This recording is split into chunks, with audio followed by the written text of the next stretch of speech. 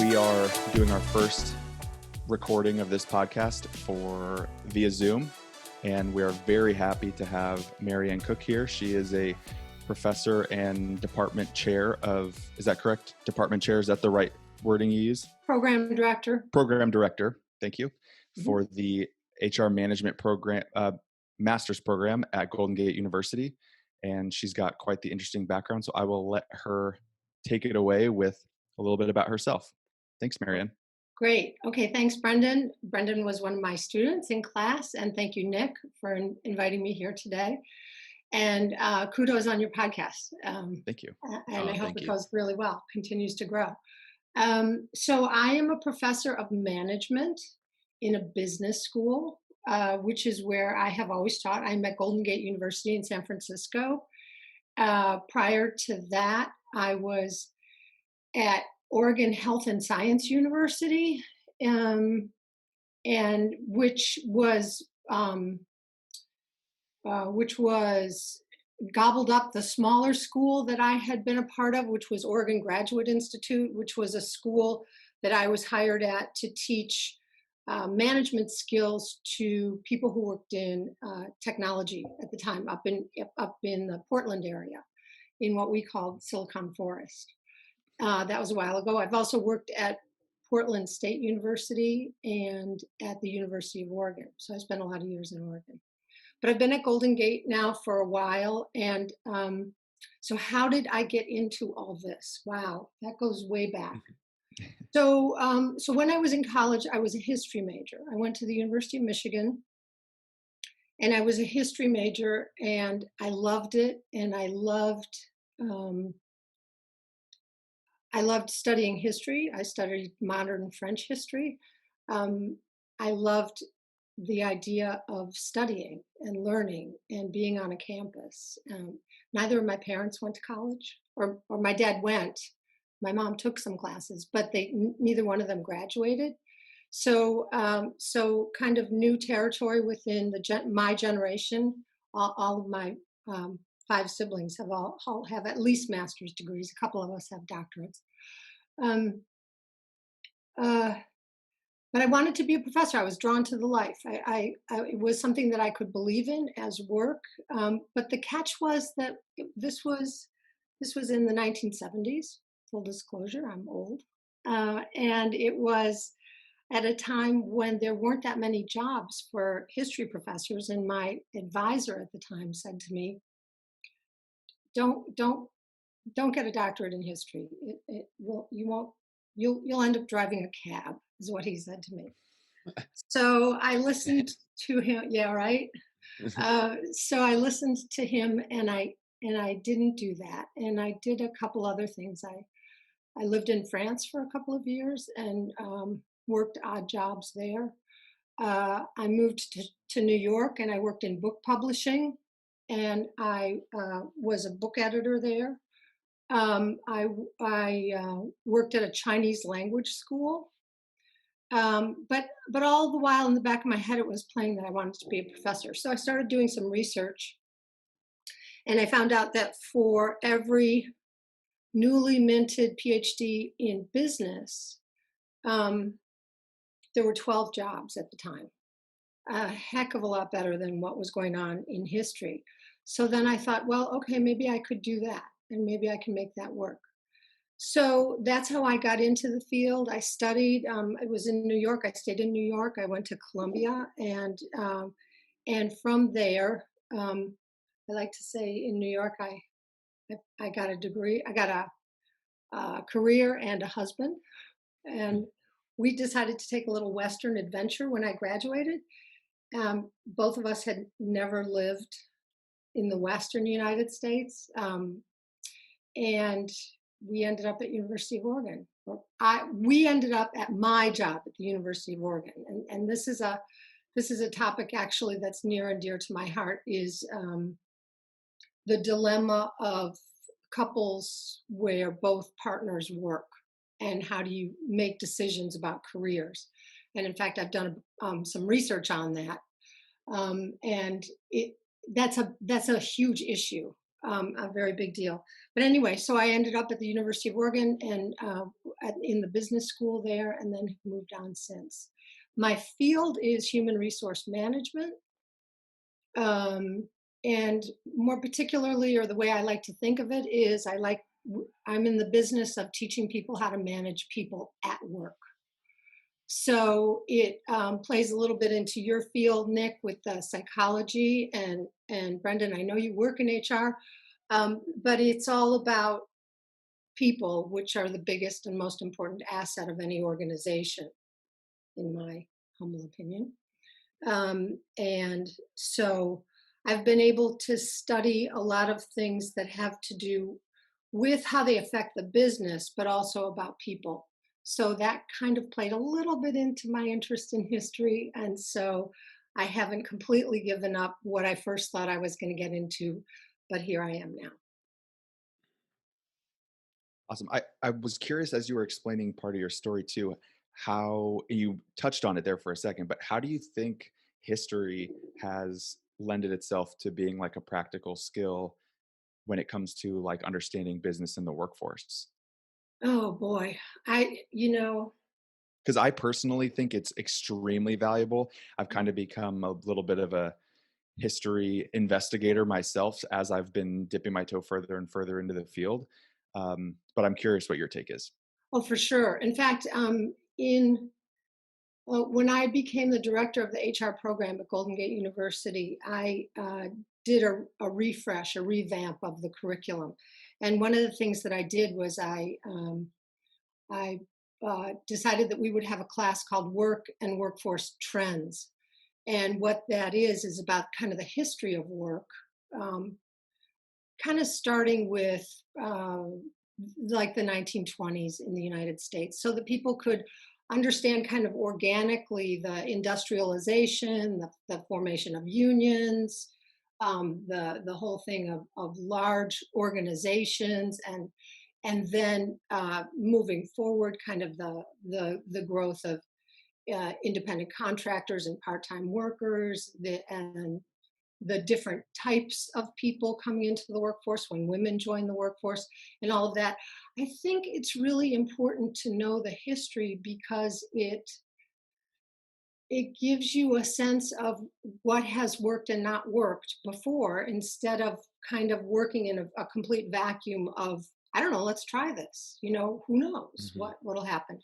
So I think knowing the history of anything that you're studying just helps you be placed more humbly in a bigger picture, and that's good for us to know. Yeah. And it also gives you some idea of where we might go, knowing where we've been and how things have changed and how quickly. Then that gives you some better projection, maybe, for the future. Yeah. And one other thing that you kind of got my brain turning on was the idea that um, we have a lot to learn from the things that have worked in history. And you also mentioned that a big part of your um, I guess what you see as what you do is you help people who manage people.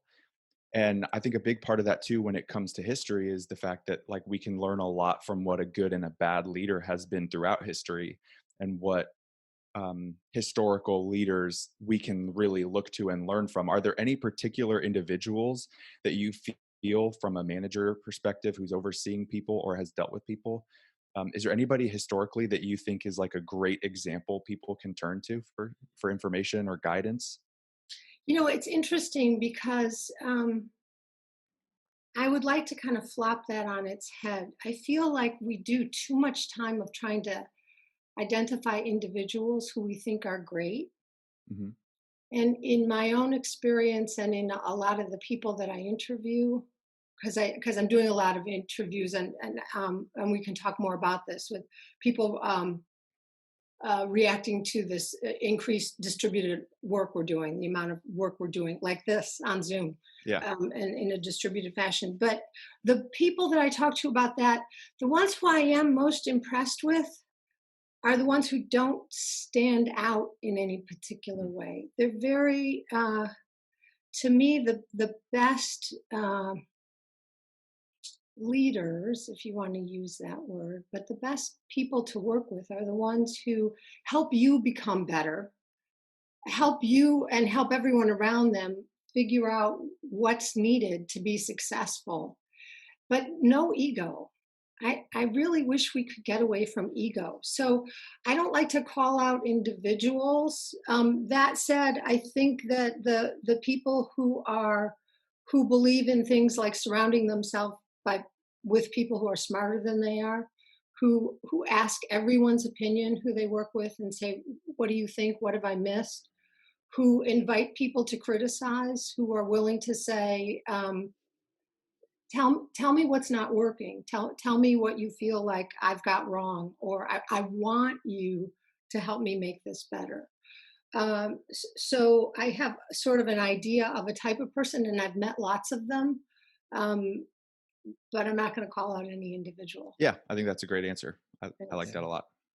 Yeah, no, that really makes a lot of sense to me. And just thinking about people who have been leaders in my life, um, when that power differential is not as significant, and when I feel that that person is really on my level, kind of working with me instead of like above me and then giving me orders, I think Yeah, there's a huge sense of empowerment that comes from that. And yeah, so, yeah, not being as like visible, but still being that figure that I look to, like, I think that I really want to work with you and follow you on this path. So, yes, yes, exactly. And someone who you're not afraid to go approach. And I think sometimes now when we talk about leaders, it's like putting them up on a pedestal in a way that some of us get scared to just say, "Hey, I don't understand this," or "I think this path that you're going down over here, respectfully, I don't think it's the right one." And you can be scared to speak up and say that. mm, Yeah. And in a way, like this whole like leadership management culture thing, I think there's a certain degree that something becoming really trendy in the workforce almost can ruin it, Mm, where, you know, like you're saying, everybody wants to be like that leader. They want to, you know, be the iconic, great person who everybody wants to turn to, who can, whatever it is. And you get a lot of fakers when you do something like that. And then there's a mm, lot of people who come out of the woodworks who are doing it for the wrong reasons. And it can kind of take away from the people who are really doing a genuine job at being the type of person you're describing. So, yeah, yeah, yeah. yeah.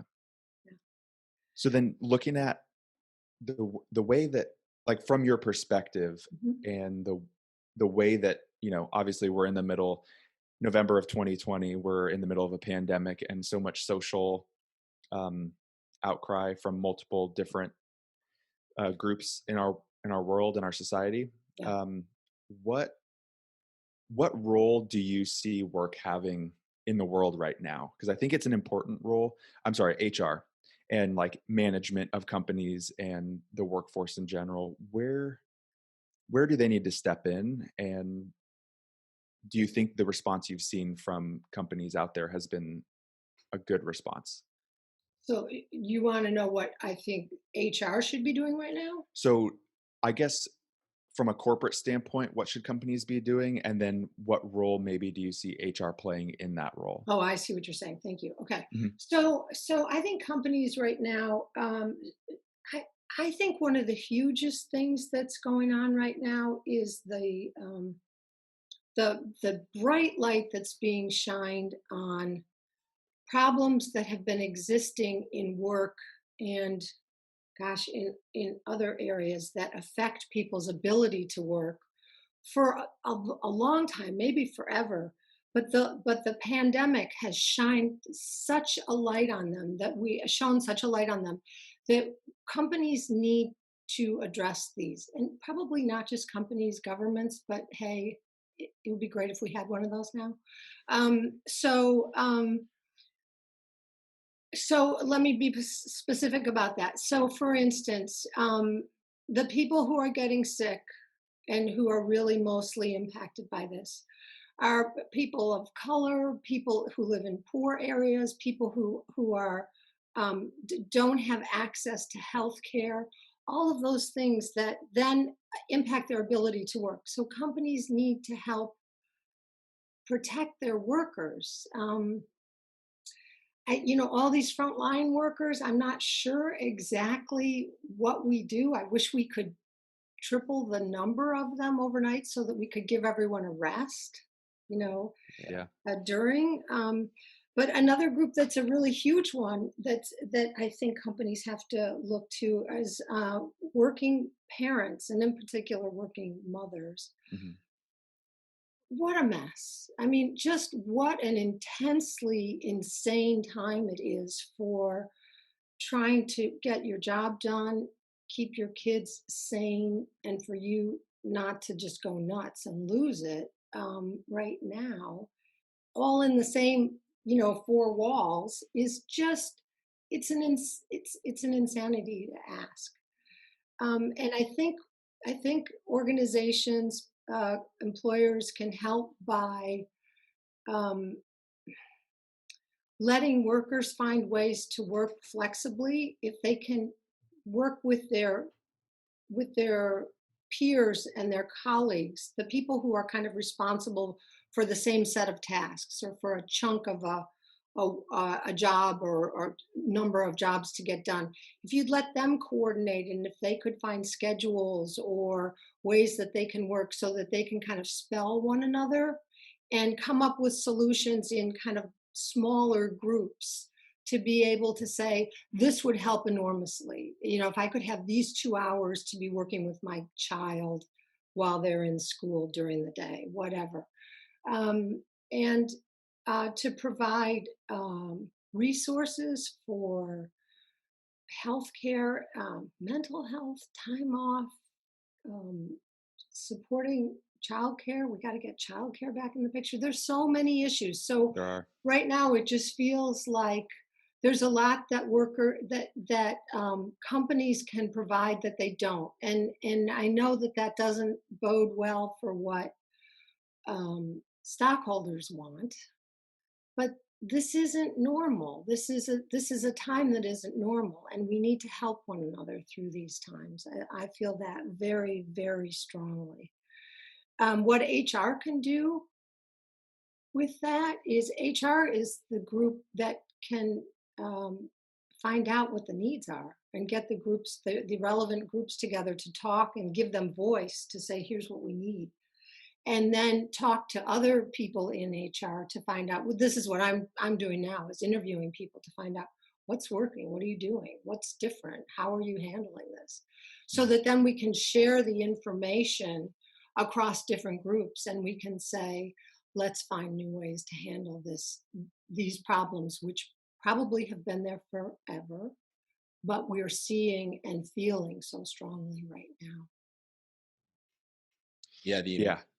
the Go importance ahead. of like feeling I feel like held by your company still during these tough times is really pertinent. What comes up for me is like in my clinical work, uh, therapists do a lot of case management, which is primarily like what a lot of social workers do, is providing access to resources and informing people about a lot of different resources. And as you were speaking, it just seems like that is so important to have in any type of business setting. Like everybody should know about the access that they have to certain resources because there's so many out there, Sure. but people just have no idea, and it's really hard to gain that access if you're not actively seeking or if there isn't somebody who already knows about it that you're really talking to. So yeah, I think you're hitting on such an important piece of this, and seeing the whole person instead of just the employee. Yes. And we really see the whole when we're all working from our homes. Hmm. Yeah. You have coworkers who have their kids zooming through the background, or you hear someone shouting, "Hey, mom, where the," from the other room. It's we're in our homes and at work, and here we are. Yeah, for so long, right? People have always like thought that they needed to keep their work life and their home life separate, and now you really can't. Yeah. And yeah, I think we'll see.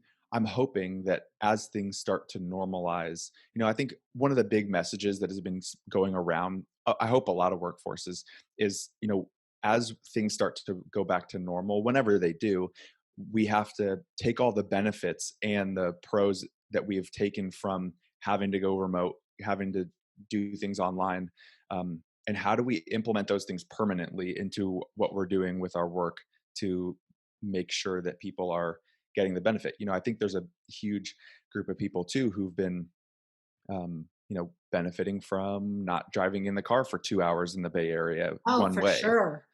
So, I think it's going to be really interesting to see how companies take some of um, these elements that are forced upon us right now and implement them as permanent strategies to become just better as companies. And one of the things you mentioned that I think is really important is like the mental health aspect Mm. of, especially when people aren't getting the same level of interaction with other people as they are, and they're doing it through these digital platforms.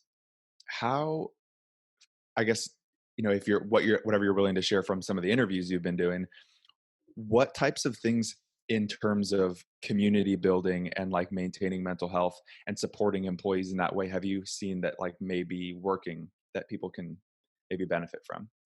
So that's a really great question, Brendan, and it's really been interesting to hear, and it varies from what I'm seeing so far. It varies from kind of company culture to company culture, and some organizations, kind of more sciencey ones, are kind of are happy with the quiet and the solitude, and there's much more of a it's me and my work kind of thing. Likewise, I find that older workers that I'm talking to are probably a little bit easier with the solitude, or with the less time for community building and sharing.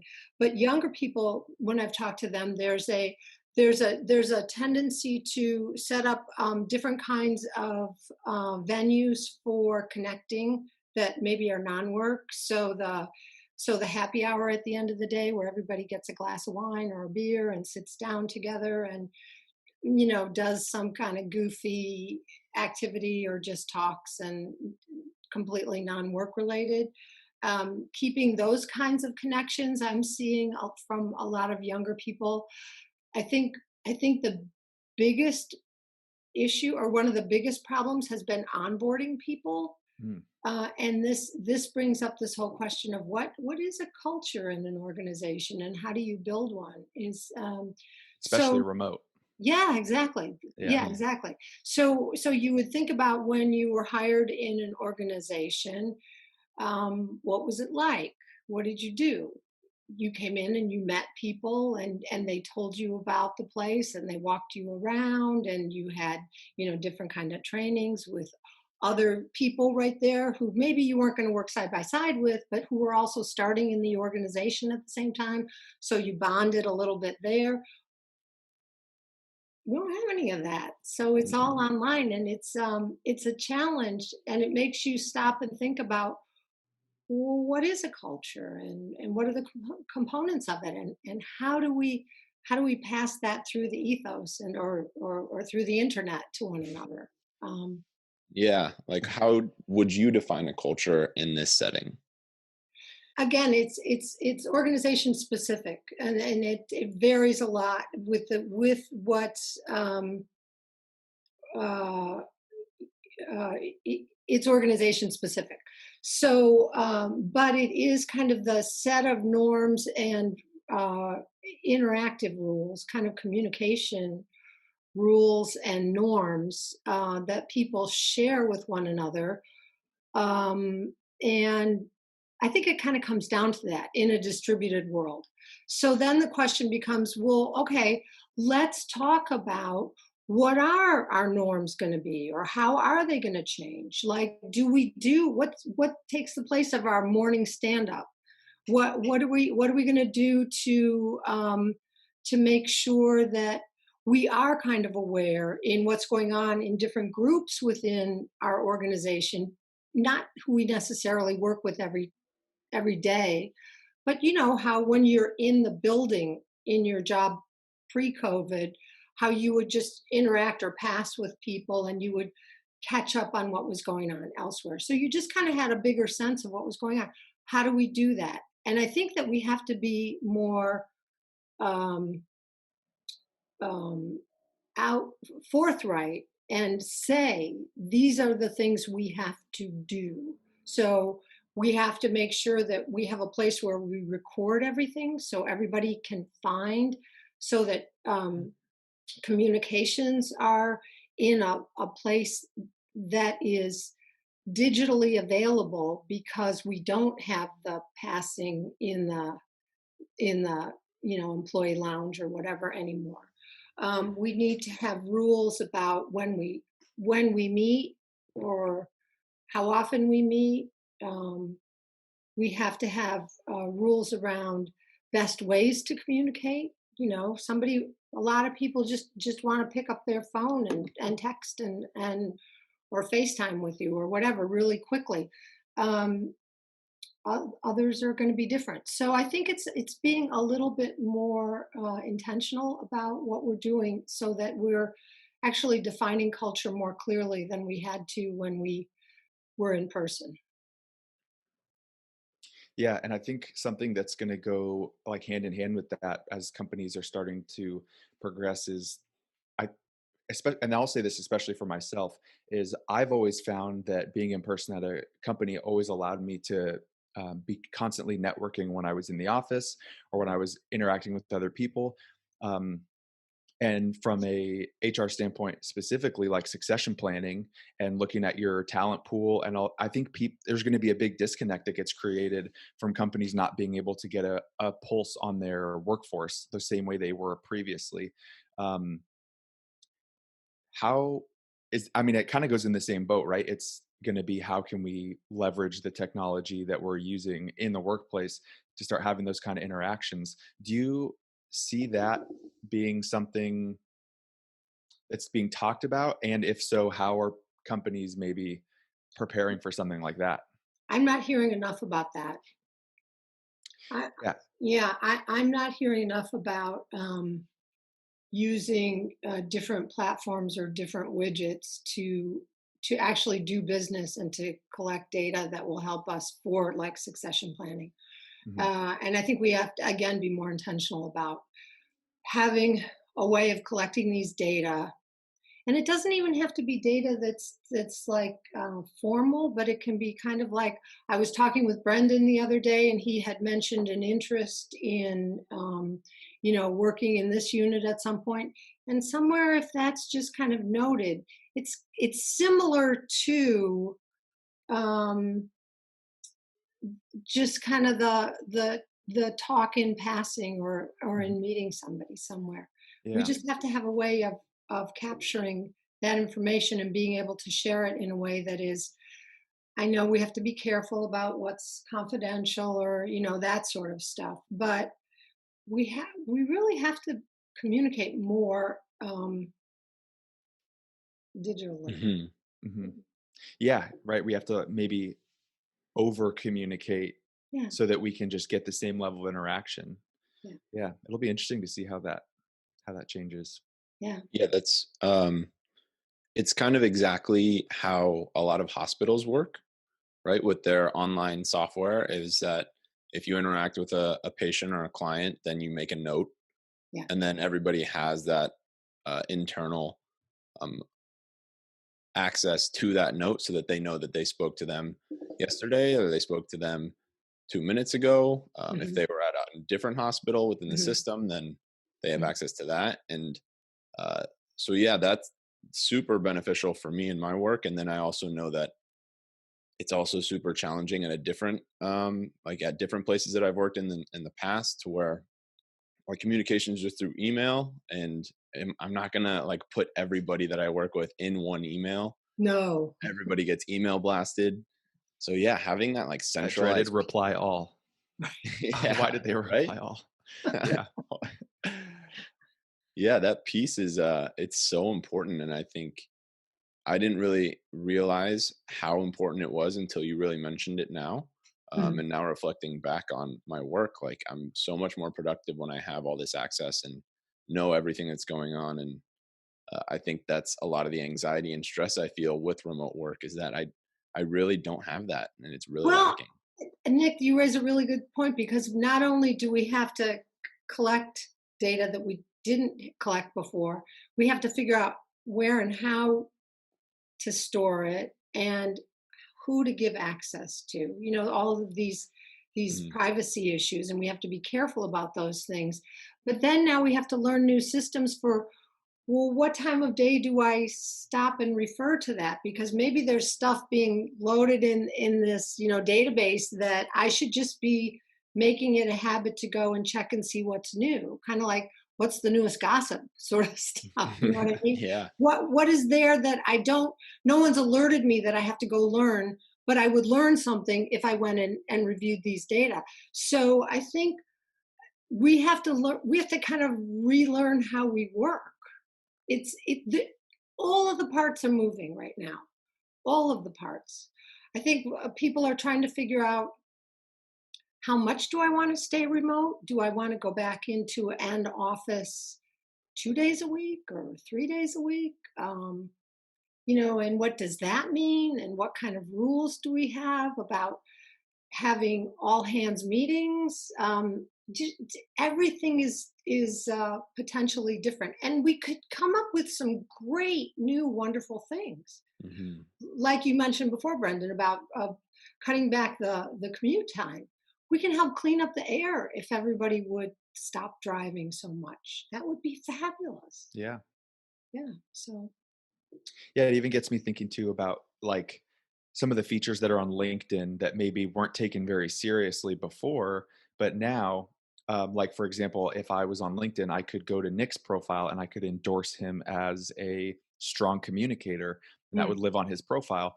And I think something like that is going to end up being very valuable, because otherwise, if you're not interacting with people, um, there's not really any other way for you to get that data point on somebody, whether or not they have those skills or qualifications, if you don't know about it. Like, you have to know about it, right? So like Mm. you're right. saying, we're collecting all this data all of a sudden. Got so much data that we could collect that would really help inform the workplace better. And that's going to be interesting, because you can't collect everything, especially No, not at once. So because and like it you're would saying, you drive got you to nuts to house have it. to. Yeah. You would go nuts. Yeah. Oh, sifting through it all, that's all you would do. You'd never get anything done. So Yeah, so we're going to have to, it's going to be a whole new process of learning how to totally. figure out how to do this and what's important and what you let go. And yeah, but I think communication skills are going to really rocket in terms of Yeah. importance. Yeah. Warren Buffett says that's one of the number one skills he think anybody entering work can gain, is learn how to be an effective communicator. Because I mean, it's people. Communicating is number one skill between people. Yeah. And now it's not only communicating in visual form here, but it's also your emails or your posts in on working apps like Asana or Slack or whatever. Right. That all of that stuff, being able to do that really crisply, clearly to the point, and everybody gets it quickly. That's going to be super valuable. Mhm. Yeah. It's cool to think about. Well, kind of cool, because our situation obviously right now is pretty scary, and there's a lot of concern and a lot of a grief that's come along with this process. But thinking about how history can inform the workplace, we're in a major experiment right now with this first dramatic shift to remote work, with especially the advancements in technology that we've had, and so we have access to this. Um, in a general sense, are you hopeful about a positive relationship with remote work, or is it too tough to kind of call right now since we're in just such a crisis mode? And I think that it's great. I think it's going to be a fabulous addition. There are lots of people for whom commuting is super expensive. Like I said before, we're destroying the planet with all of this driving. I don't know if you guys are sensitive to this in the Bay Area, but man, I watch the air quality index every minute of every day pretty much. And once, when everybody starts to get back out there driving, the bad air is going to be up there. And people with asthma, it's a huge, huge problem. So we can ameliorate a bunch of bad things. But I also think that we can think of the productivity gains we can have if we don't have to commute. I mean, except from upstairs to downstairs, and and then again, we have to be able to draw the line between work and non-work, because I think that's another issue that's come up. Is I'm on call all the time. When do I get to stop working? So again, that I put that back in that big bucket of all the new things we have to learn about how we're going to work. But yes, I think that this is going to be hugely advantageous. I think another thing that's going to happen is we're going to find um, kind of distributed workplaces all over the place that may develop kind of like how WeWork was, but not really like that. Although that could come back in a way. But things that then would maybe um, work together with childcare or with nearby for people who have other dependents that they have to be near, people dependents who have disabilities or are older or something like that. We can find all kinds of wonderful ways that help people manage their work life balance or Work-life multiple opportunities. integration. Yeah, Mhm. integration. Yes, exactly. Yeah. And actually, what you were just saying was reminding me of something that came up in your class, actually.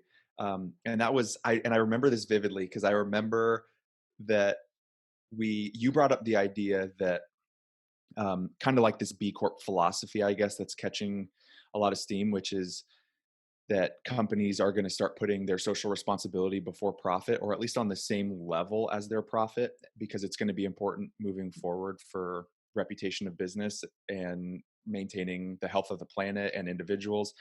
Um, and that really resonated with me because I think that, the quality of the business can't truly be measured without measuring the quality of the impact that the business is having.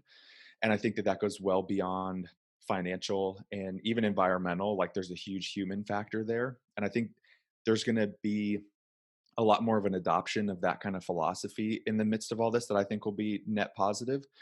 And there's a lot of companies that are even doing, like prior to the COVID, right, that I'm thinking about, that are these B Corp type companies. Like Patagonia is a notorious company for Yeah, having this wonderful. unbelievable culture and workplace, and they do like childcare at their offices. You can, if you're taking care of your child one day and you have a meeting, like a management meeting, you can bring your child into the boardroom.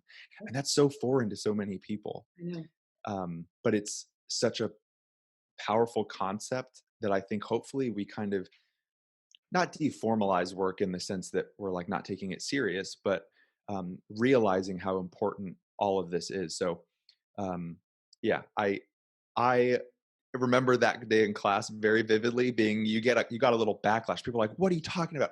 Nobody's gonna put it down aside their profits for their people. Like that sounds Yeah, crazy." I think I was talking about the triple bottom line. That was it. People, planet, and profits. Correct. Yeah, Yeah. think of all three P's, and people were like, "No, it's only about making profits." Yeah. Well, no, I think that my generation has shown that you can't be that way, Mhm. and so I think that your generation is much more demanding of we got to take care of people and we got to take care of this planet. Um, and good on you. And we've shown you how to mess it up. Sorry.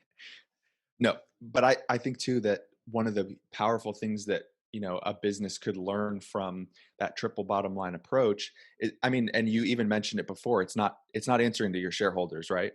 It's not a 90-day plan. It's long-term trust and brand building of your company to like have repeat customers, and that's what's going to allow you. But it's just so counterintuitive to our culture today as like business. Well, I think I think you make a good distinction between short-term profits and long-term profits. And we can't just be about short-term profits, Mhm. or else we won't be around to have long-term profits. Yeah, exactly.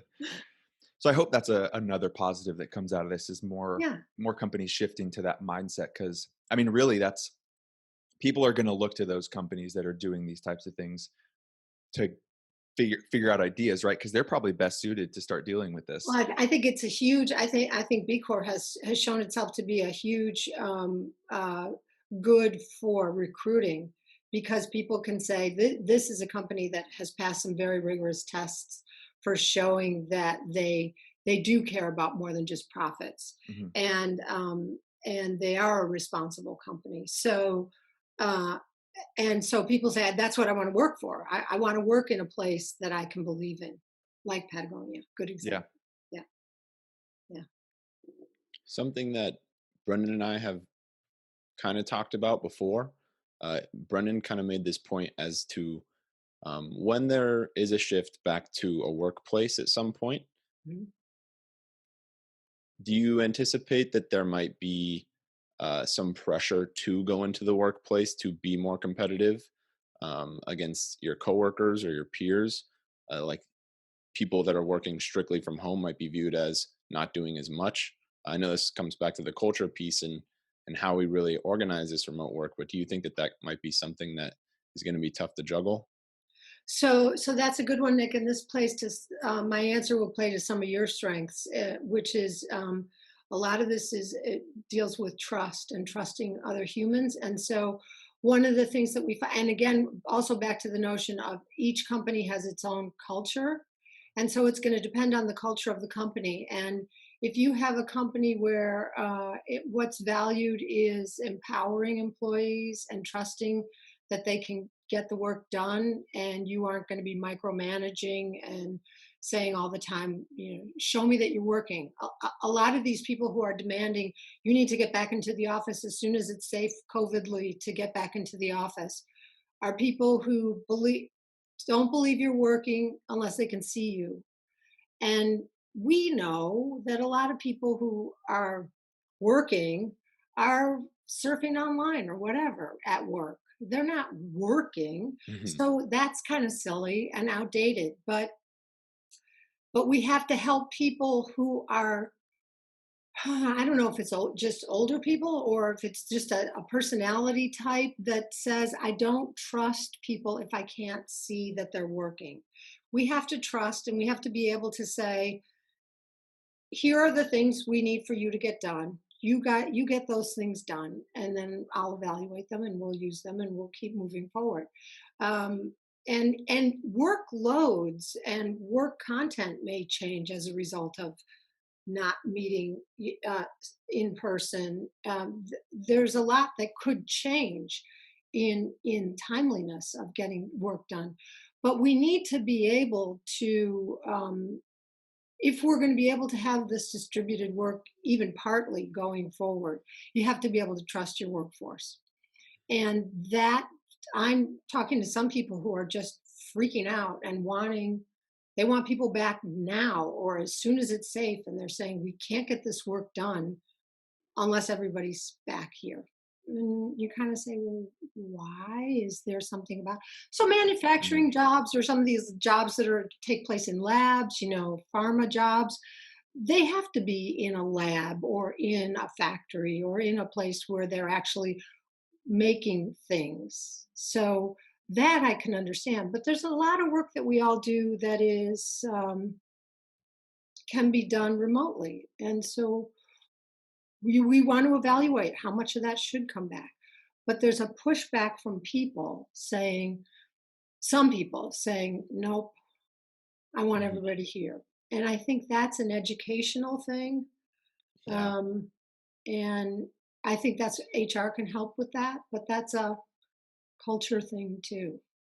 Yeah, it's really illuminating the culture piece Yeah, because that's been present forever. If there's like this lack of trust, yeah, that was always there, yeah, but this is just really bringing it to the forefront.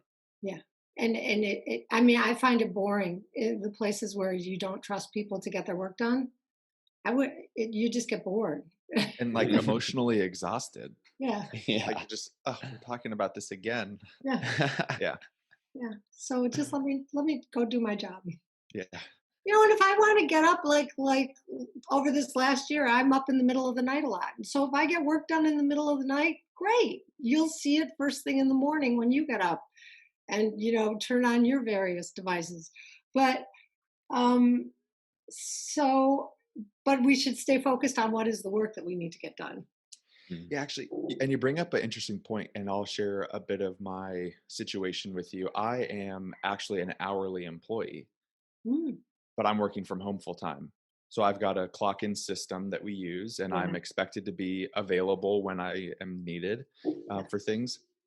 It gets really dicey with the work when you want when somebody's hourly, because the laws in California have very specific, if you're on the clock, like you have to be on the clock, and then if you work at a certain time, you get like the rate changes. Right. um, do you think if this really takes hold the way we expect, that could change in some ways? It should. Or yeah, I think so I too. mean, we should and this is typically that there's a lag in regulation and in legislation to keep up with the changes in work, or the changes in technology that we need to be running at full speed and taking advantage of the new things we've learned. There's almost always a lag in that, but yeah, I would say that it would have to change eventually. And then my follow-up question to that is, so I do get the benefit of obviously overtime pay if I'm working longer, but now I mean, completely just like random question, you may not have even thought about this, so it's kind of a tricky one, but how would you calculate somebody working overtime when they can just work whenever they want? Would it just be strictly hours clocked in? But then does that raise some fraud issues with time cards? Um, Again, I see, and this is again, there's trust, yeah, and yes, there will always be people who game the system, and then that calls into question, why are you remunerated in the way you are? Why aren't you just on salary? right. So there's lots of different issues, but any way that you tweak it, there's always going to be people who find a workaround, and there's also always going to be people who just adapt and say, okay, this is the new way we're going to do it, and so I'll just report my total time in this 24-hour period, and if it's over 8 hours, then I get time and a half for the hours over 8. So yeah. Yeah, agreed. I'm hopeful that there can be a more positive sense of accountability that's fostered out of this. I know it can go both ways with people like not doing all the work that they need to at home. I mean, it's hard to tell right now because there's so much going on, but um, just in general, like people really saying, okay, I'm going to get my stuff done, and then I'm going to have time for myself and have time for my kids. When I Yeah. feel like if you go into a workplace, you can have that to where you're just surfing on the web, but you're saying I was there for nine Right. hours or 8 hours, so I put in Right. my shift. Well, and that's another thing that could could come out of all this, is we could find out uh, that people really weren't working as much as we thought, and so we could be either demanding more work from them or reducing their hours. Mm, So there's a lot that can go in a good way. There's a lot that could go in a revealing way that could be negative for employees. But we gotta look for ways that this stuff gets better. Let me ask you guys: how would you benefit from more remote work? Well, for me, definitely the commute has been significantly better. I mean, and it's had a compounding effect for me, right? Because I was going into San Francisco and then for a short time Oakland, and now, saving a minimum 2 hours a day Yeah. probably of just like if you combine getting ready and driving. And then I have been fortunate enough to, if I get off at 4:30 and I'm actually home at 4:30, well, I can start dinner and as a result, I'm probably eating a little bit better. Ah! And then if I'm home and I can maybe find time to get that 30-minute workout in that I wasn't before. Right? So there's a lot of like compounding benefits to just the time that I get back. So that's been the biggest one for me. Um, and that obviously the trickle effect of that can go well beyond just even the two that I mentioned. Sure. What about you, Nick? yeah, everything Brennan just spoke on is because I last year I was doing a commute to Alameda from Concord, so it was like 40 minutes to an hour, which isn't too Yeah. bad compared to a lot of Bay Area commutes. Yeah. But still, yeah, I was having to wake up an hour or two earlier, Yeah. just to prepare for work. So I have that extra time. But in terms of like therapy with clients, I think this is a huge benefit. So there's a lot of ambivalence in like the psychology community and working with clients via telehealth, and Right. I'm definitely not for telehealth. Um, like if I can meet in person, I'm gonna want to meet in person.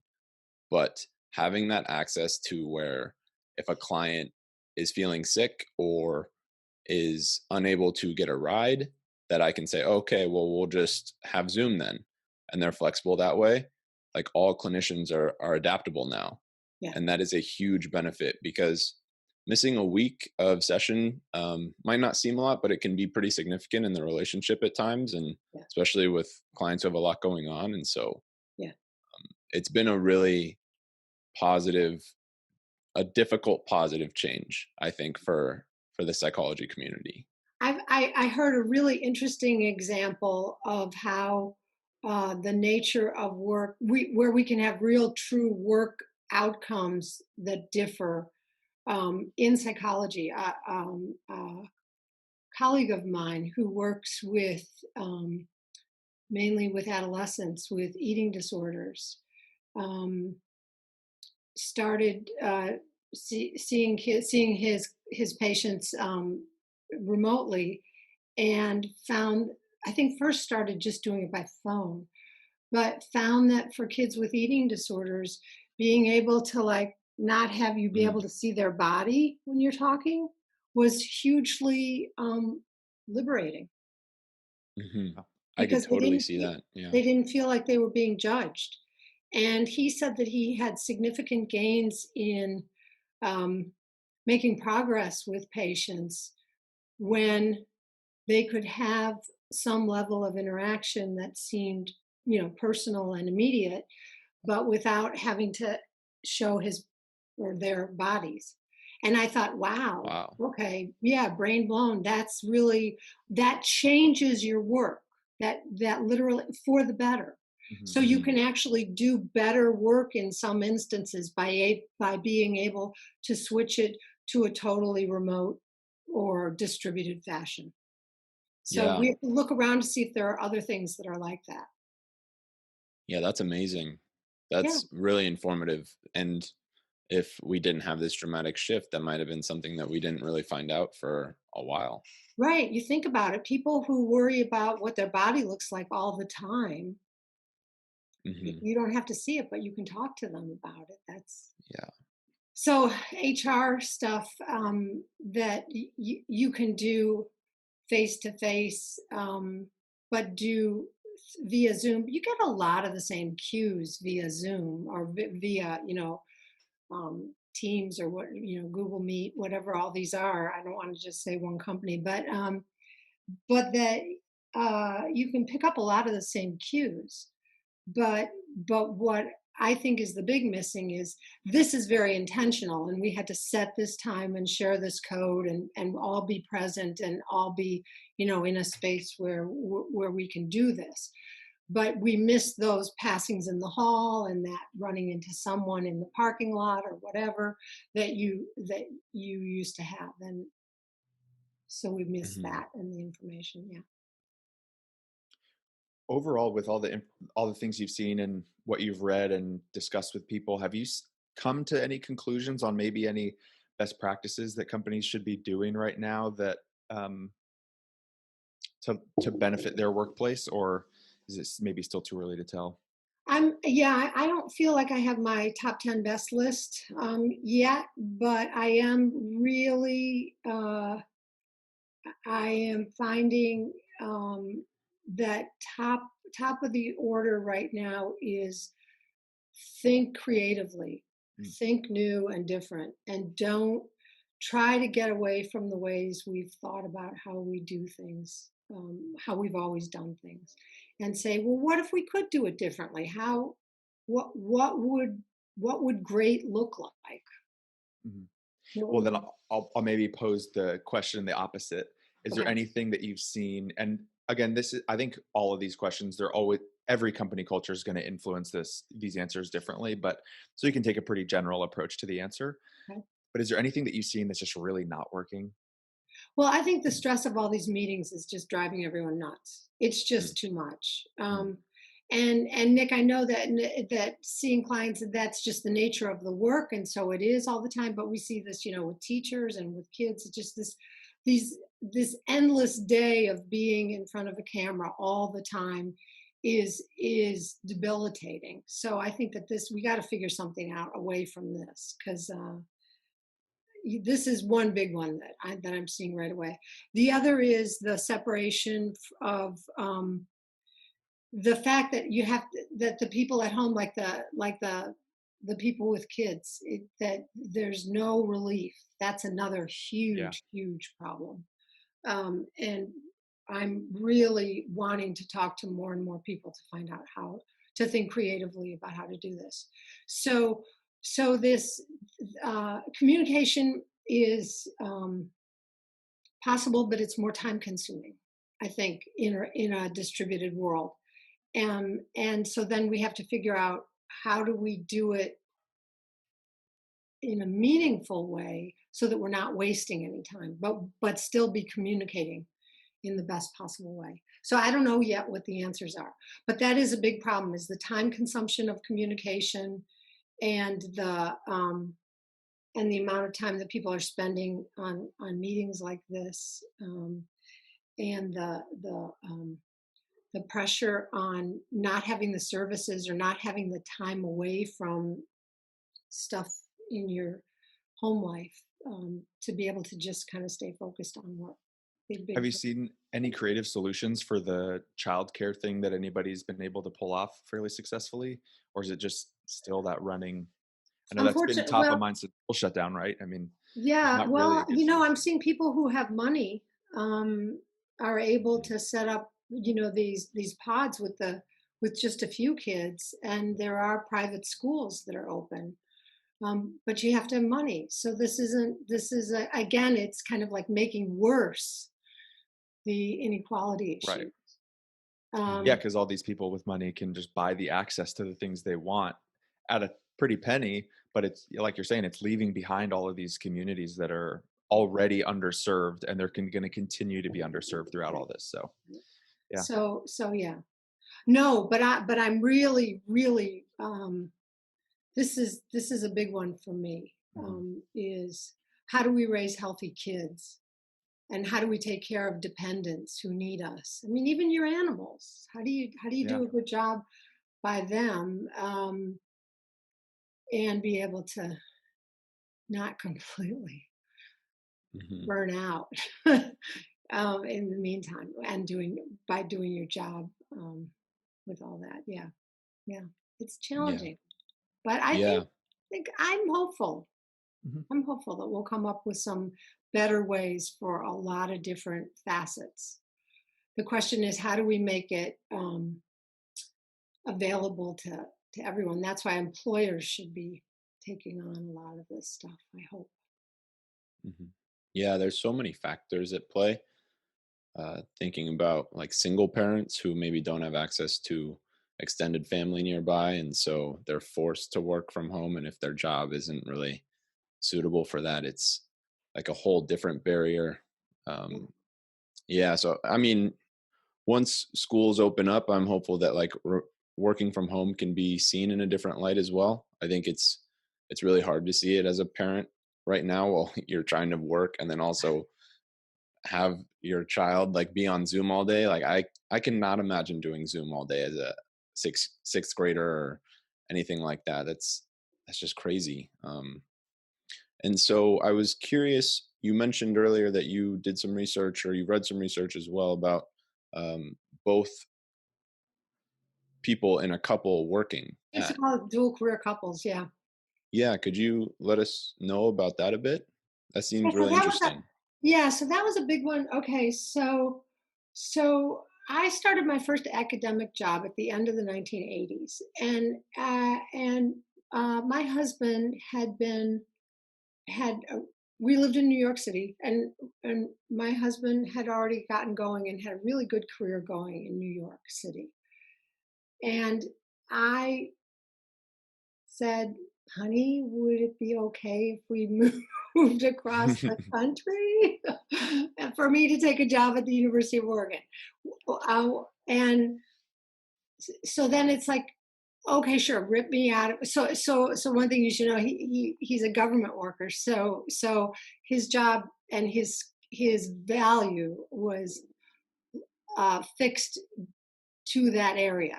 So it Mm. wasn't like being able to take a job, say, as someone who is a scientist and be able to use the same skill set over on the West Coast. So a lot of his worth was in knowing the systems of what was going on in government in New York City at the time. So going somewhere else, going across the country to Oregon, was in a way starting over. So you have the internal dynamic of this negotiation, if you will, between two people of whose career takes precedence, whose career do we maximize, and we didn't have, or I didn't have examples from my own life, and I didn't know very many people who had examples from their own lives to say, oh, here's how you do it, or here's what's worked best from, in my generation or with people that we know.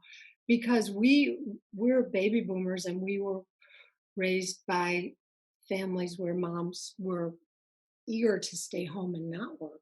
Um, so it was kind of like trying to figure it out from the start. And at first, the way it kind of went for us was, well, he took the hit the first time. So then the next time when we came to a juncture where we had to decide where are we going, what are we doing, because an opportunity opened up for him, whose career takes precedence, or do we maximize right now? Then it was kind of like, well, I took it last time, so it's your turn. So that became kind of a, okay, we'll just do it that way because we don't know any other way to do it. And it was trying to be respectful. It was trying to be thinking of one another and helping one another. And then the question becomes over time, well, is there a better way to do this? How are other people doing this? And what is the role of institutions in helping this to work better? So what I did study and what I did research on was how universities were responding at the time. This was in the early 1990s, to dual career couples. And so were they providing jobs for what what was called the trailing spouse, horrible term, and how much help would they give, and so that whole field is something that I think I haven't stayed active in doing work in that area now, and I can't even tell you what the latest developments are. But I do think that this is a huge issue that people are always faced with: is how do we manage and negotiate um, where we live, how much we each work, kind of who takes the home scene more than, and the other one kind of is work primary. Uh, these are big issues that um, there's not a clear path or a clear set of rules that you do 1, 2, 3 ABC kind of way to do it. Or if you know of any, let me know, because there Mhm. weren't for me, and I'm not following it actively right now. Yeah, I think I can imagine there's going to be a lot of pressures on companies now, specifically being that this ability to work remote is growing so drastically that there's going to be, you know, if spouse was moving and they were like, "Hey, I've been working remote anyway. I'm just good. Why is there no capacity for me to just extend my work from home?" So I'm curious how much that will grow, Yeah, and I think we're going to see workforces start to, companies based in the Bay Area are now going to have these nationally spread out workforces that are going to be, it's going to be interesting to see if, working in the same state as your organization is common anymore, because I could see, what was it? I think it was Oklahoma was paying people $10,000 to move into their state and bring their job with them. Like, if you're a remote worker and you can move and you can relocate, we'll pay you $10,000 to come move to Oklahoma. Wow. Why did So Oklahoma want people? I think they wanted, if you're getting $200,000 at your tech job Oh, in Silicon Valley, you're going to come to Oklahoma and spend it. yeah. Okay. So, and Okay. then if they could generate that money, they were going to make it up in taxes and all that other stuff, taxes and spending basically, and Okay. home purchases. So Okay. Yeah, but calm down, because the HR is already catching on to that one and saying, we're gonna readjust your pay to where you're right, living. right, yeah. You Yeah. also have to pay taxes in 2 places too. Is that So that is how it works, right? You don't. I know that some states, some yeah, situations it's like, where's the work being done, yeah. like the action of your work, not Right. physically. So it's, So yeah, again, it's not universal, but yeah, there are a lot of places where you would end up paying taxes twice. right. So everybody's going to catch up on that one too. But yeah, yeah. So that's a thing. Yeah. Nick, you were going to say something about Oh, yeah, just that working couples. it seems like something like that just doesn't come up until it's there, like until it's present, right? It's not something like you're saying that's often prepared for, Right. because it's not talked about. And so once there's a decision around this, or there might be a potential conflict, you're like, oh, maybe we should have thought about this. And now you're like, well, what do we do? Well, and even if you do talk about it ahead of time, I would argue that your life goes in such a way that you can't predict how well you're going to be. Let's say one of you ended up hating your job, and you're like, yeah, sure, I can move, fine, whatever. Yeah, I'm ready to change anyway. But if it's the reverse case and it's like, no, I'm just kind of taking off here. I'm just really getting traction, and it's just, people are loving me and they're grooming me for promotion, and I don't want to go now. Mm. How do and we know that some relationships break up over this, but I think that it would be nice to have uh, more help. I'm not sure from where, but it's a dilemma. It's really it's a real thing that has. It seems like the recruiting space may have some solutions there in, helping high quality candidates who are being displaced because of these reasons Oh to yeah. to find really targeted, like, high end appointments in their new location. I mean, that, Oh sure. Oh yeah, sure. there's got to be somebody out there who's doing that. Oh, there's lots Yeah, of that. There's lots of that, but it's usually only available to very high level jobs. yeah, And they'll say, we'll find a job for your partner. yeah. Oh, so you're saying it's done through, like, the company who's getting Who's the doing the what hire? doing the hiring of the new person that's causing Right. the switch. They're like, yeah, we'll also We'll provide help a this service other to one your too. spouse. Yeah. Okay. Yeah. Yeah. Yeah. Yeah. So there's a lot of that too. Yeah. But typically for high level companies. Yeah. I mean, high level positions. Right. Yeah. Yeah. And you're also in a pretty unique perspective to kind of transition a little bit in working for a university that does a really fantastic online learning Yeah. option also. From the classroom perspective, I know we've talked a lot about work so far, but from the classroom perspective, um, and I guess maybe this is more of a macro, but have you seen a lot of universities struggle with this transition online? And because I imagine GGU was in great shape, like, it probably was no real change for them. All these No. systems are pretty set up. We've been teaching online since the mid 1990s. Mhm. And we were one of the first ones doing it. I mean, we didn't have Zoom at the time, but we had LMSs and platforms for having remote learning. Uh, so yeah, the transition wasn't that big, although it's amazing how much, when you have a lot of people focused on this now, how many more cool new things are coming up. I mean, just look at all the functions that have been added to something like Zoom. You can take polls, you can have breakout rooms, you can do all these things of, have whiteboards where everybody can get on and be, adding and drawing things, all this Mhm. stuff.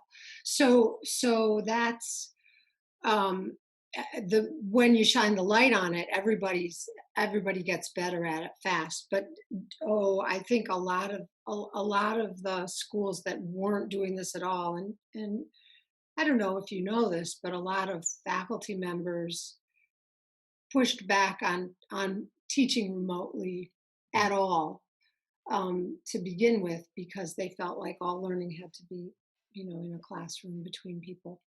Um, it's the hardest is the ones that are like labs or places where you have to, like in med school or physical therapy training, where you have to actually manipulate, you have to be there to manipulate bodies or to learn how to do surgery or whatever. Mhm. And although there are very cool virtual learning things for doing this, where you can learn how to do these things, they're really expensive. A lot of schools can't do them, and I think this is another industry where we're going to see a big shakeout is higher ed, because not everybody's making the transition very well. Um, but we're good, and we are sharing with one another and making sure that we teach one another what we've learned for best practices for teaching online. So it's there is already a lot of fallout. There's a bunch of schools that have either merged with others or are going out of existence. Yeah. Yeah. Yeah. Um, I wanted to ask, you mentioned the WeWork space prior and how that could be a positive adaptation that might be utilized more so. Um, I know this will be dependent on the type of work that people are doing, but do you really find value in a workspace? And do you think that there should be more so like a balance of remote work and in person? I've thought about that a lot, Nick, and I'm thinking if I go back in, I can do all of my work right from my house. I'm totally happy and lucky that the work that I do, I can do completely and without missing a beat from home. But I miss seeing my coworkers. I miss seeing the people who I work with. It's a fabulous group of people who work at Golden Gate University, and I miss seeing them and hearing just how they are and what they're doing. And yeah, I also learn things about, someone will say, "Oh, I just developed this new class on racial inequality, and we're doing this, and it's new, and it's this really cool stuff that we've figured out how to do," and da da da. Da. And I'll be like, let's go get lunch. Let's talk about this. So those serendipitous moments that you learn stuff that can be really valuable. I miss those.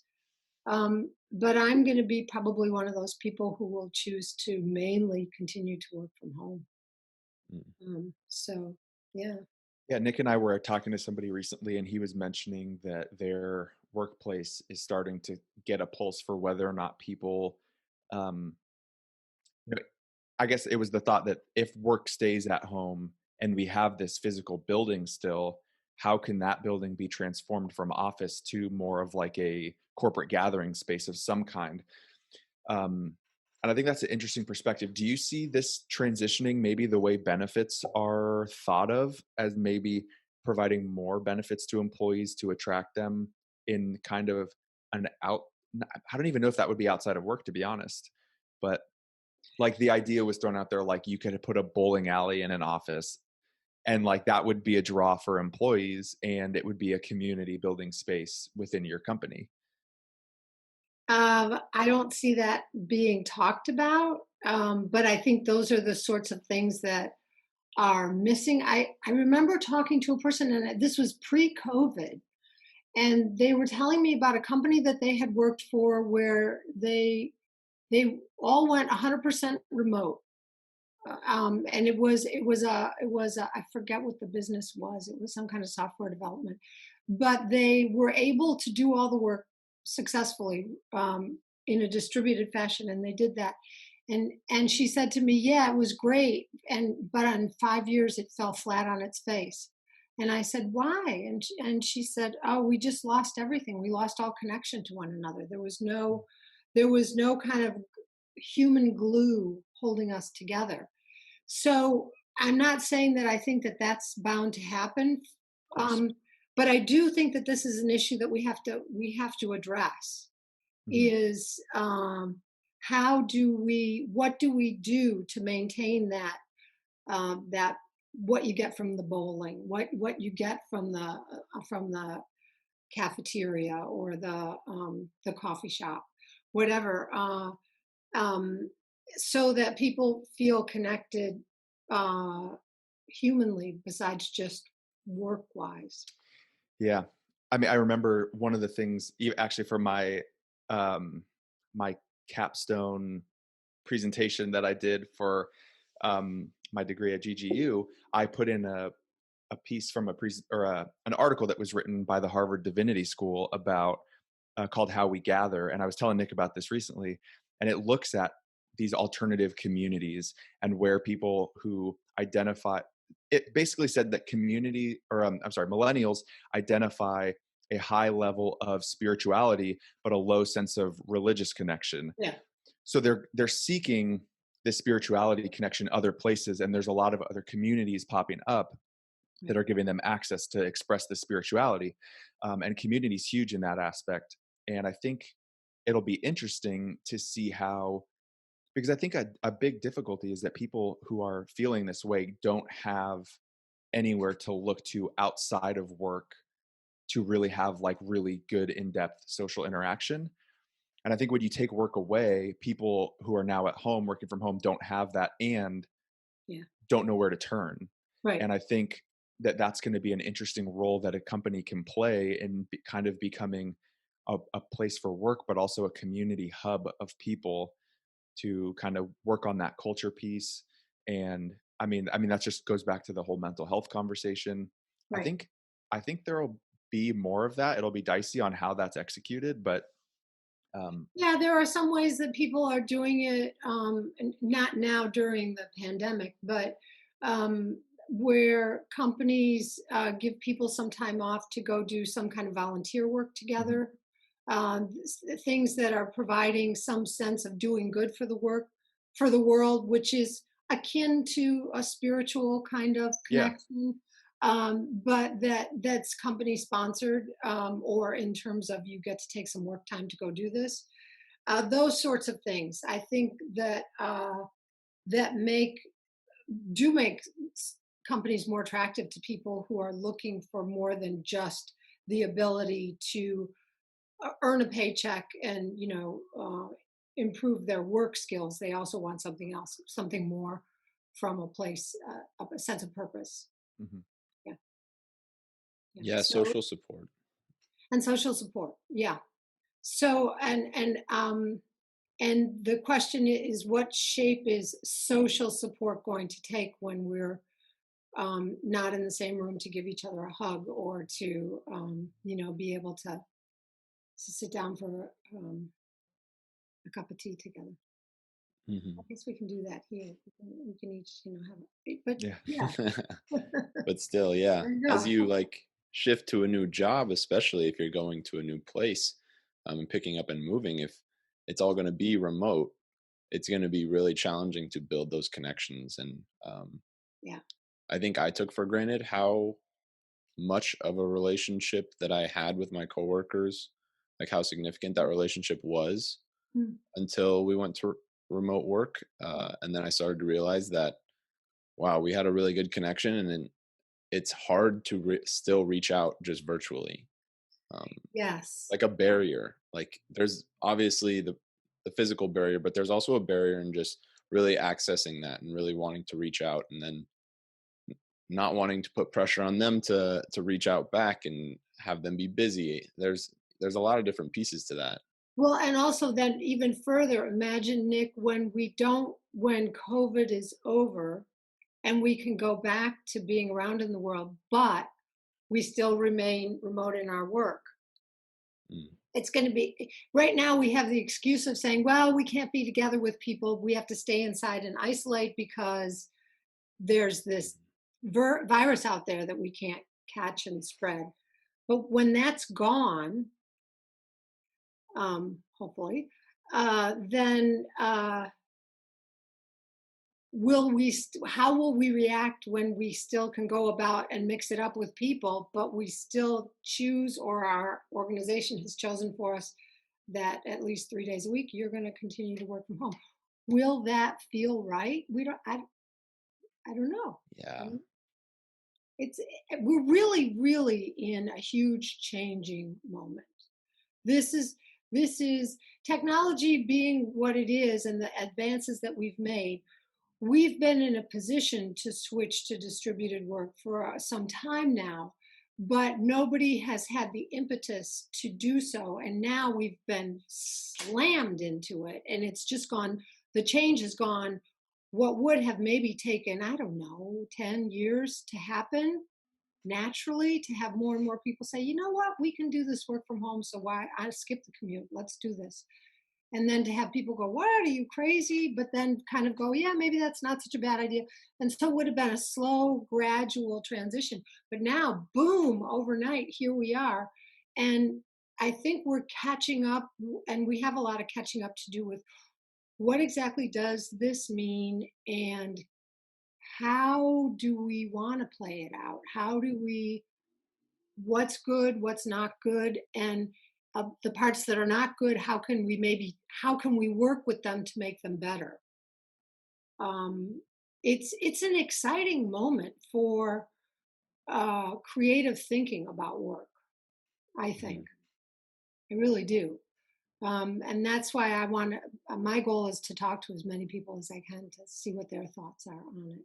Even down to, I'm talking to the people who live on my block, um, and say, do you ever think about what we could do on our block, like that would impact the way you can work? And of course, right now with the kids not being able to go to school, you can think about things you could do to help with the education of the kids. So living in a college town, living in Berkeley, we have a lot of really, really smart, accomplished people on this block who could teach a little while, give a lecture to kids on the block that would be just fabulous for them. And so you can think of things that you could do, and that, right here in my own immediate geographic location. But then I started thinking about, well, how do we expand that so that we can be thinking of the people in the Bay Area more broadly doing their work and meeting the demands that their non-work lives bring? And how can we coordinate in a way that will make both of those better? Mm. It's an interesting thought. It's just an Yeah. It interesting is. exercise. One thing I'm thinking about too is, even as you were saying that, and I was thinking back to what we were talking about a moment ago, was how working from, we talk a lot about bringing your kids into the office, but what about bringing the office to the school? And if there was some kind of format where maybe classrooms that are empty, or something, or some facility at a school that's maybe empty, could be transitioned into a co-working space, and Mhm, parents could just be at the school working.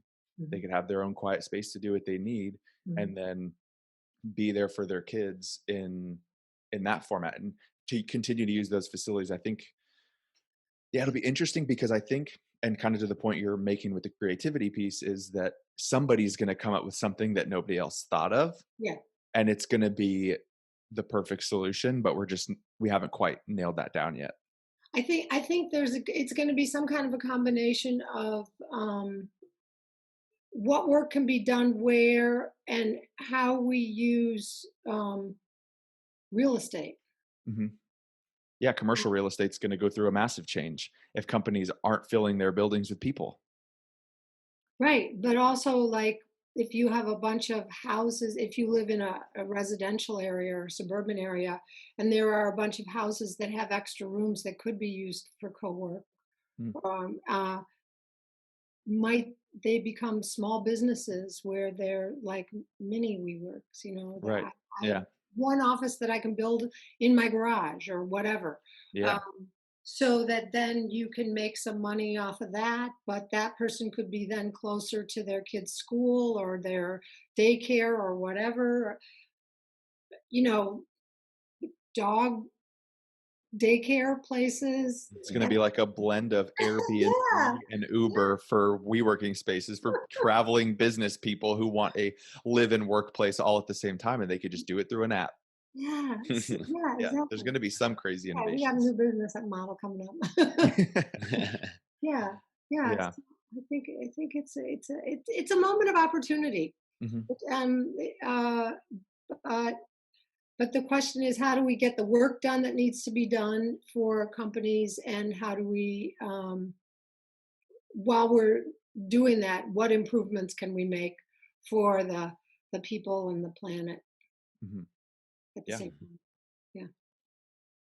Yeah, it's funny to think about how we were getting to the point to where there was a serious concern about uh, the use of technology and how like younger generations are on it too much, and this happens, and now we have to take it to the extreme to where we're saying you need to be on that, and that seems like it might be the thing that brings us out of saying, okay, maybe we should have a balance.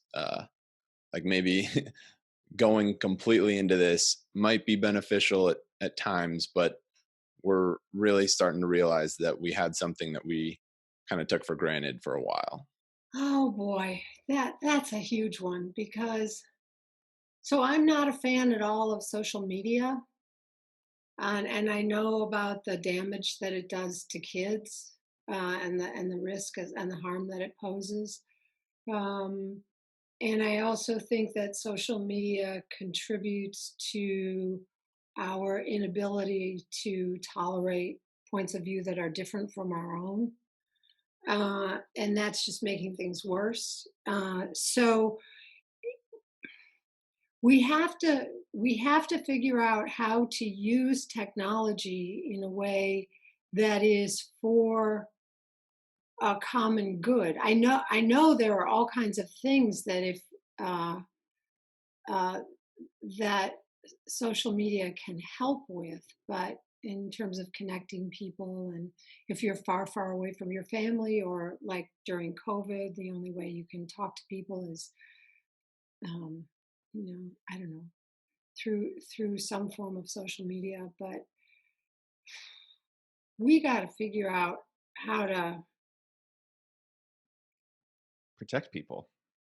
yeah, Yeah,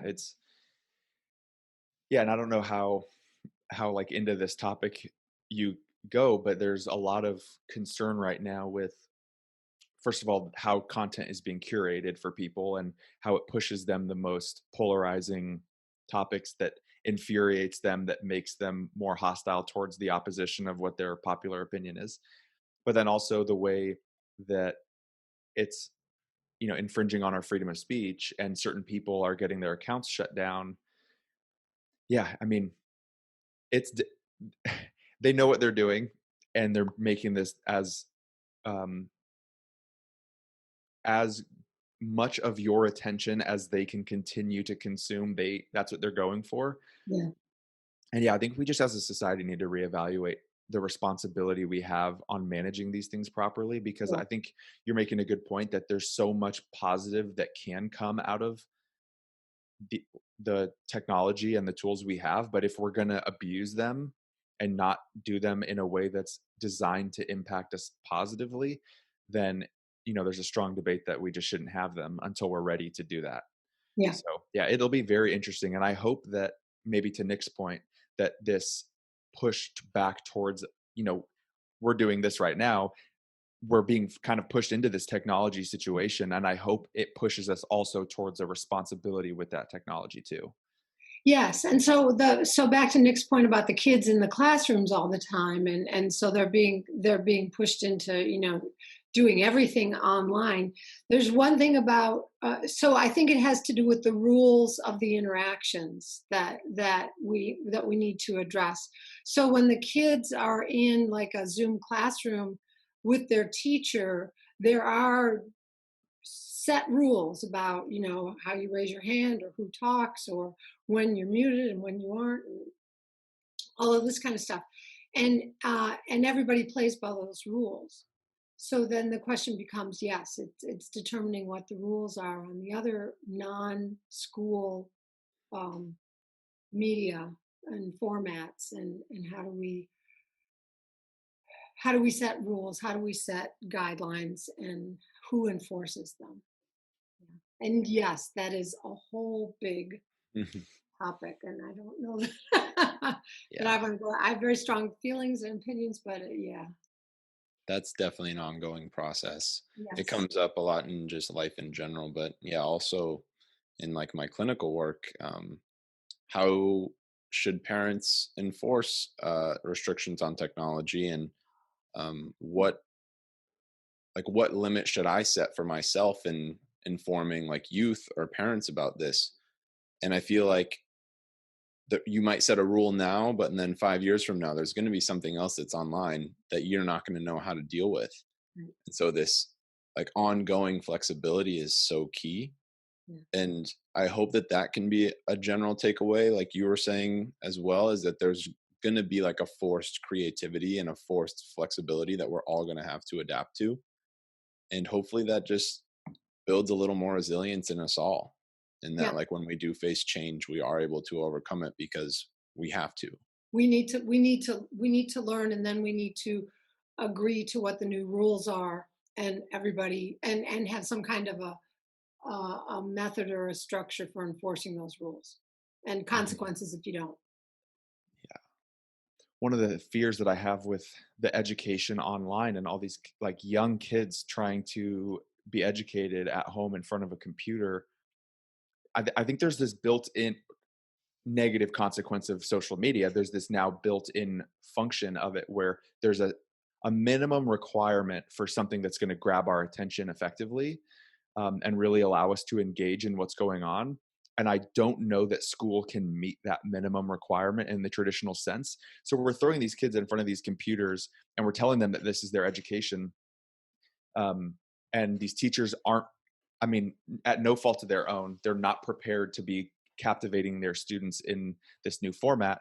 And I fear that there could be this mass undereducated generation that could come out of this until we figure it out. And it is concerning because I think back to the point that you were making, this is only going to further expand the um, some of the inequalities we have in this country, and it's going to get worse for the people who are at the worst end of the spectrum now already.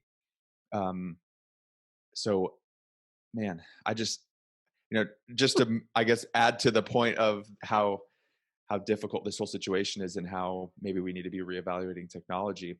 Kind of put a somber note on it, but Well, I mean, there's so many problems here that need to be addressed, and oh I yeah. Oh yeah, absolutely, absolutely. Technology is a very strong force for both good and evil in our lives, and we need to get a grip, mhm, Mhm. um, which we don't have right now. Yeah. Yeah. That's right. Yeah. I've appreciated how you've really spoken to the complexity of this whole topic, because I feel like it's easy to think about things like this on a macro level of like, yeah, remote works okay. But yeah, there are so many different pieces, like in terms of injustices that are occurring underneath it, Mm. that we can easily neglect. Um, so it's going to be a weird transition, or really interesting to think about how that is at play as well as things open up too. Um, and I'm thinking about how what are the rules that how are the rules going to translate over from Zoom classes for, let's say, a 5-year-old who this is their first experience in school? Like, how Mhm. is that going to translate into a classroom now? And then the same thing for maybe somebody who's fresh out of high school or fresh out of college. How is their first experience of work being all online going to translate to them going into a workplace now? Is it going to be adaptive and they're going to be better off at this point because they're going to have this new skill set, or is it going to be like a restart? Well, if they figure it out in school, they'll come to the workplace and say, "Boy, are you guys out of touch? Let us tell you how to do it." Yeah, right. Yeah. Right. I whoever gets there first, it should go up and down the chain of Hmm. teaching one another. But that's how it should always be. When somebody figures something out, share it with everyone else, and let's all learn from one another. That's the Hmm. fun of it. Back to why I wanted to be a professor. Right. Yeah. Just the importance of data right now and research. I think that, Well, yeah. yeah, so much data. I heard a really good interview with a podcast with Raj Chetty. He's an economist. He's at Harvard, and he was talking about using a lot of data. And he was interviewed by Kara Swisher on her podcast called Sway. It's a New York Times based podcast, and he was talking about being able to. We can get so much data from so many sources to really figure out um, where we can make a difference. And that's the beauty of both a lot of data that's collected and computing power to be able to manage and manipulate and analyze huge amounts of data. And so, for example, he was talking about looking at where little kids uh, grew up and what what was the probability of becoming an inventor when they got to be older. And it can be sometimes just the matter of living a few miles in a different direction. And he could get to that granular a level of answering questions that predicted where people came out.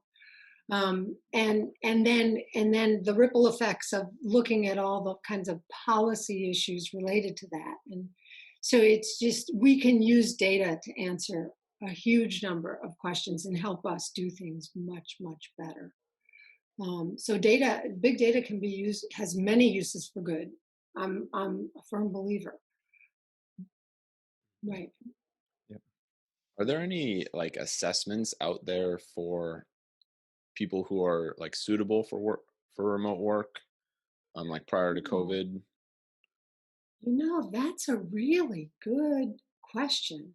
I do not know the answer to that.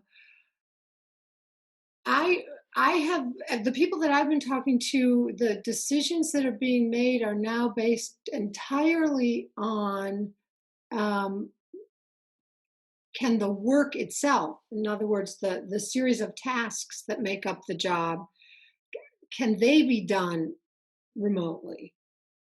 Hmm. Versus do you have to be there in person to do them? Uh, and so the focus has been on the job, not the individual. Mm. That's that's interesting. Um, Yeah, actually, Nick, I'll turn that question back onto you. Is there like a certain, you know, temperament or some kind of identifier that you feel would be a justifiable like testing result that companies could use, if that comes up on top of your head at least, that companies could use to identify who may work better from home? Um, I think there's a lot of details that can come out of an assessment that could predict like what would be best. But just in general, I think like the difference between introversion and extroversion could be um, pretty notable in that like an extrovert might do better in a space to where they're around people all the Mhm. time instead of having to forcibly access people through a computer. Yeah. And an introvert might be 10 times more efficient at home. So things like that. Because I know that there are already assessments like looking at different types of styles of work and like what field you'll be best in. And I'm yeah. sure Mhm. you're both familiar with that. Yeah.